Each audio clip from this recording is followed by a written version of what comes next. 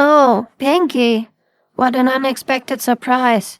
What brings you here? Hi, Maud. Yeah, sorry for showing up out of nowhere, but I just today got back home from my mission.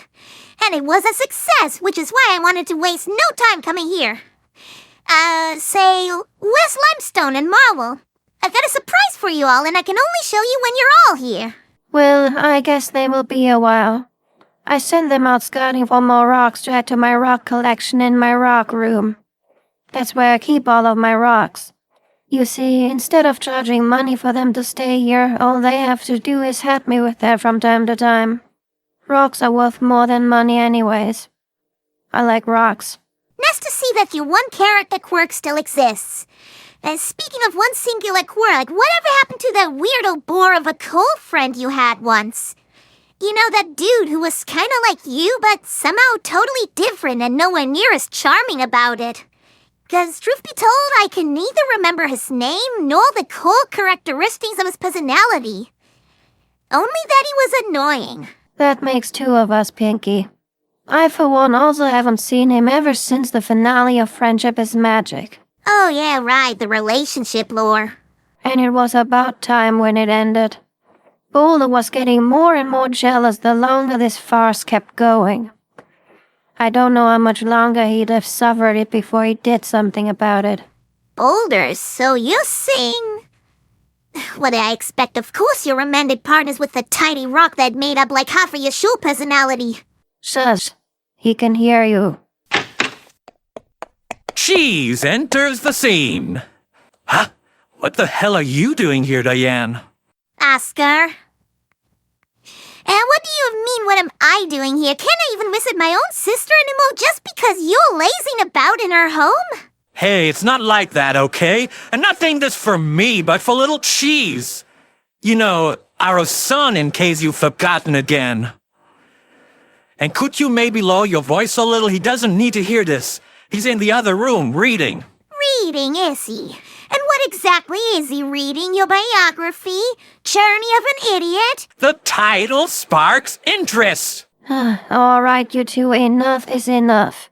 If you can't live without your daily fight, then at least take it outside. Because I'm really out of nerve for that shit. Especially since ever since you started living here, your husband spared no chance to talk shit about you. Oh, is that so? Well, let me tell you Be that— quiet, the both of you. I've stood by this for long enough. Either you two finally settle this dispute and make peace, or I let Boulder settle this for you. And he won't ask you so kind as I do. Huh? Are you serious, Maud? No, you better listen to her. There's no messing with Boulder. Yes, sure, and what is he gonna do? He's just a tiny Ow! Hey! Are you mad you just threw it at me?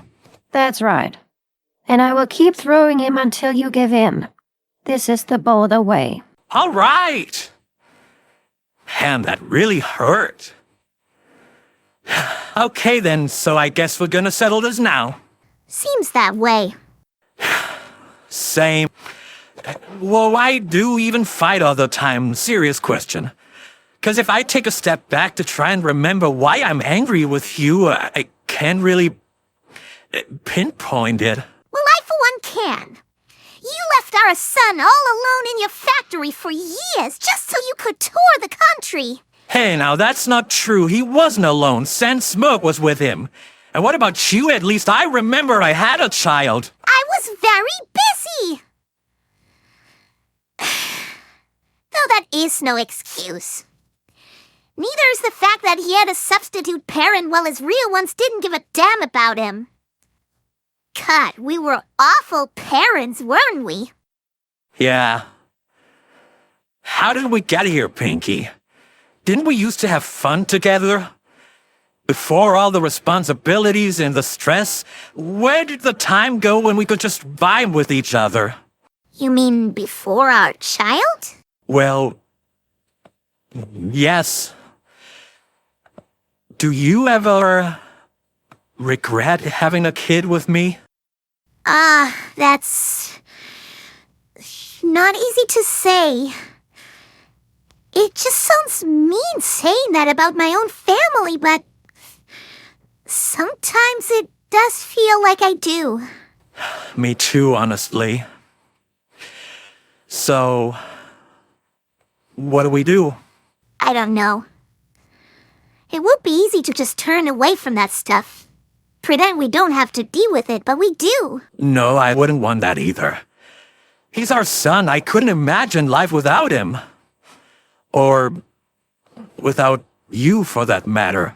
Neither could I. But the way things are going now, we're doing him no favors. I mean, let's be real. Kids are not stupid. Surely he noticed what's up between us. He definitely does.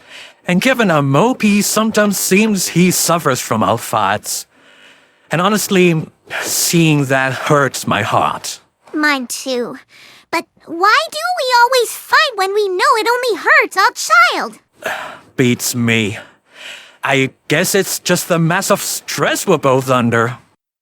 You mean like the stress of me expecting you to raise our child out by yourself while I'm off on some mission across Equestria, for example? To be fair, your duty in this country is more important than being a mother, cruel as that sounds. But you're part of the sketch series. It is literally a job to prevent Equestria from becoming a dystopy. I think compared to that, being a single parent isn't as bad. Still, I want to change that. I want to start really being there for you two. So we can be a real family like we're supposed to. I must admit I would like that. Would you look at that? Who'd have guessed it's this easy to talk it out? It's not. Don't fool yourselves. You might get along right now, but if this is all that comes of it, you'll be back to the next fight in no time. She's right, I'm afraid. Okay, then how about we start going to couple therapy? That way we can repair our relationship from the ground up and become the parents our child deserves. That sounds good. Does it, Maud? It will do. For now. Okay, then I guess I'm gonna take this opportunity and take our son out for a little father and son fun. Then I can deliver him the good news. Yeah, sounds nice. And what are you guys up to? I'm gonna teach him an age-old technique my own pops taught me around his age. How to crack gum machines. Seriously? Believe me, if you ever had such a machine swallow your bit without spitting out something in return, you'd understand. It's just something you gotta know how to do as a stallion. Well, if you say so. Have fun then. We will. Bye.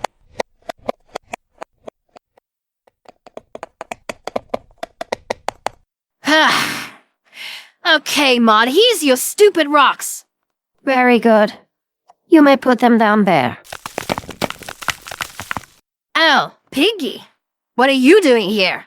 I thought you were out on your mission. I was, sister, and it was a success. I did find what I was looking for. Ahem. Marble, please step forward. Oh, is that... Yes. The rock that contains Marble's voice. I searched all over Equestria for it until recently I found it in back of Beyondburg. I had to endure unspeakable trials to get it back. Its owner was a real cruel stallion who would only give it to me if I did something for him. Oh my god. You mean... Yes. I had to recite a tongue twister. What now? But it wasn't just any tongue twister. It was the hardest I ever had to say. It went like this. The see, it's so hard. And every time I slipped my tongue, every pony would laugh at me. It was so horrible. Almost an hour I spent trying to best this, but in the end, I finally did. And now I return home, victorious. And so, my dear sister, this is for you. Take it.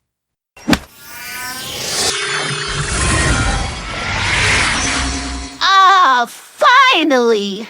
Thank you, Pinkie. What? Did your voice always sound like Mabel from Gravity Falls? Yeah, that's the punchline of the sketch. Marvelous.